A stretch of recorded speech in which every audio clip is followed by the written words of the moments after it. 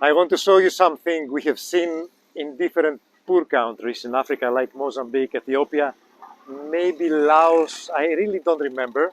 And we have seen it in Guatemala as well.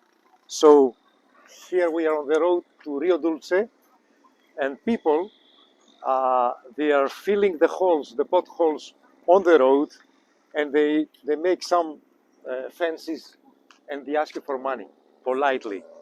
Amigo, ¿cuándo, ¿cuánta plata puedes hacer en un día aquí? ¿Puedo, 20 los días? 20 quetzales. Todo el día.